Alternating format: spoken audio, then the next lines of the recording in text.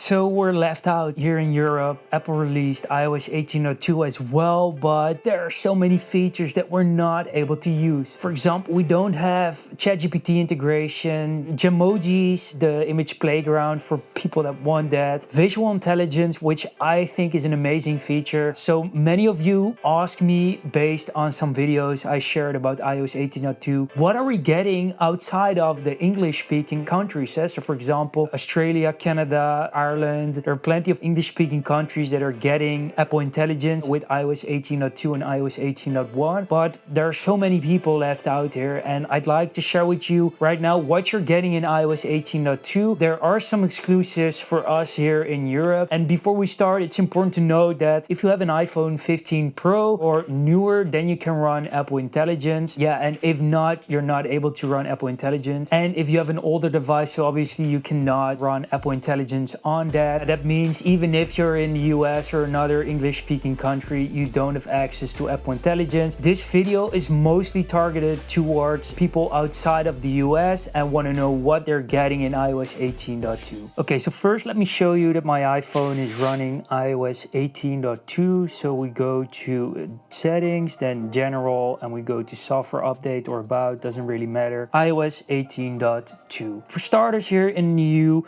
we have the possibility actually to delete some default Apple apps. For example, the camera, we can delete the App Store, the Photos app can be deleted as well as messages. Pretty crazy, I'm not sure who would like to do that, but for example, let's delete the camera app, just remove the app.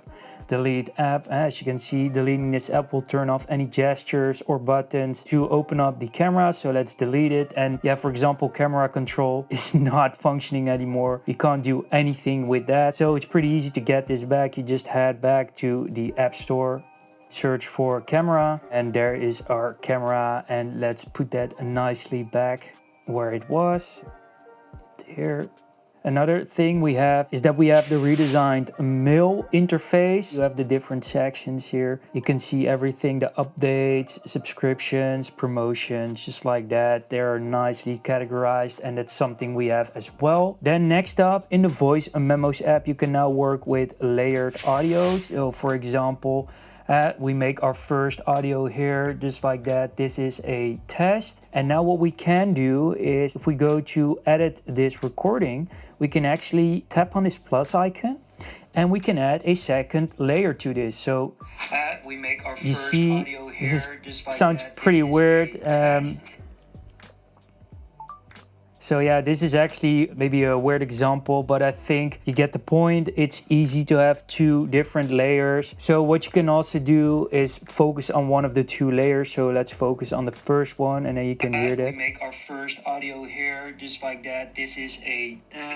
And you see that's our second layer. This works really well for artists, people who are musicians, who maybe have something in their mind and they want to add different layers of vocals. I tried something out as well. It's pretty funny. This audio that I made, if you go, for example, to edit, we can see that there are two layers and you can actually hear the first one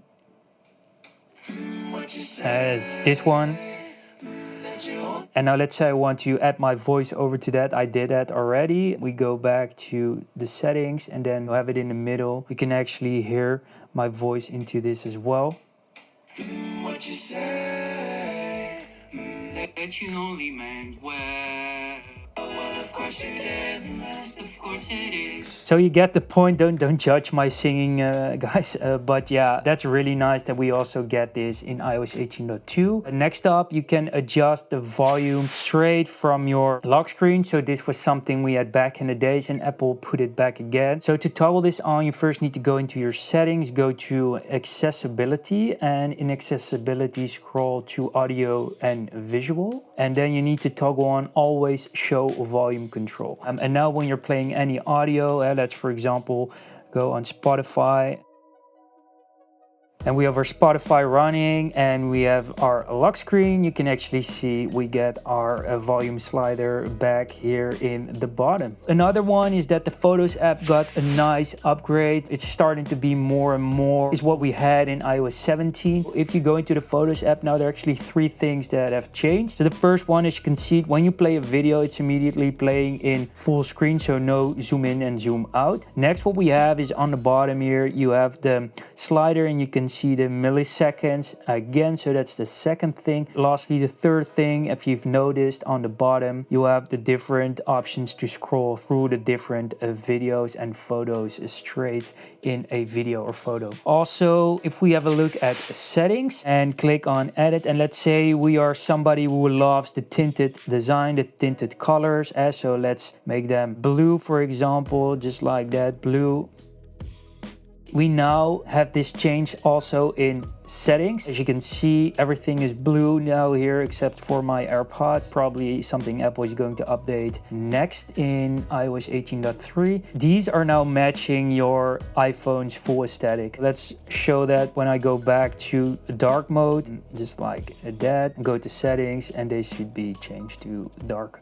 Also, camera control got some nice accessibility updates. So if we go into settings and we go to camera and then we go to camera control, scroll to the bottom, there's accessibility, and in accessibility there are plenty of new gestures and controls and presses we can do. We can control the gestures, light press or swipe, the light press force from firmer default to lighter, the light press camera control, the double light press speed, for example, you can also adjust that, and lastly the double click speed. And maybe my favorite one with regards to the camera control is that when we go into display and brightness, scroll down, there's this new camera control require screen on. I immediately toggle this on, but what this does is your screen needs to be on in order to activate camera control. So this prevents you from accidentally pressing on camera control when your iPhone is turned off. So let's say, for example, this iPhone is turned off and I press on the camera control,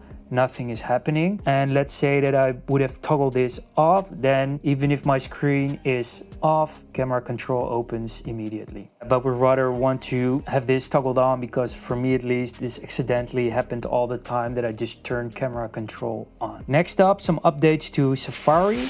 So there are now new background tabs. So if we open a new tab and click on edit, we can actually change the different background images. There are a bunch of new images that you can use in there. Really nice to customize it however you'd like. Then also, if we want to download anything, there's a new way to actually track the progress of any download. So let's say, for example, we're going to download something quickly here. This one, let's download it.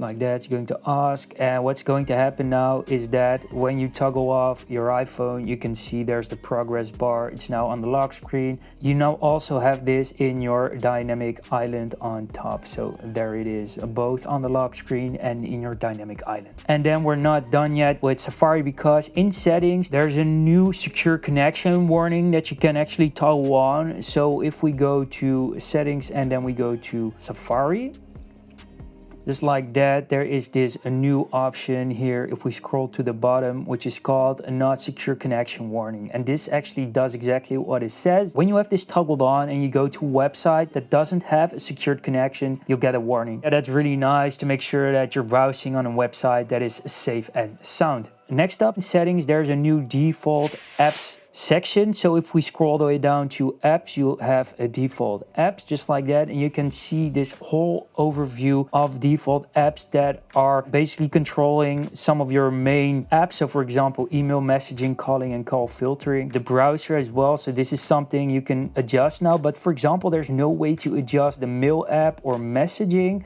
This could hint at Apple maybe later on introducing or allowing other players to also become default apps here, default layers. Pretty curious how that will play out. And still within settings, the second to last is that when you go to sounds and haptics, you can actually adjust or control the maximum volume limit. When you're in sounds and haptics and scroll to volume limit, you can toggle this on and you can control the maximum limit of volume in order to preserve your hearing and make sure that it's not going over the limit. Great for your hearing health. And lastly, you now have the option to share an AirTag's location with somebody else. This can be a trusted person or even an airline. Finally, Apple introduces this. I think this is great for people that are traveling a lot and use their AirTag to track their luggage. And what's really cool is that you can just share a link with anyone and you have full control over this link. You can see who visited the link. You can add an expiration and you have the full control, so you can turn off the sharing of this specific link the moment you want. I know here in the European Union and elsewhere we're a bit limited with the new versions of iOS 18. We don't have Apple Intelligence, unfortunately, but still there are plenty of fun and useful features. I hope this was helpful. See you in the next one. Peace.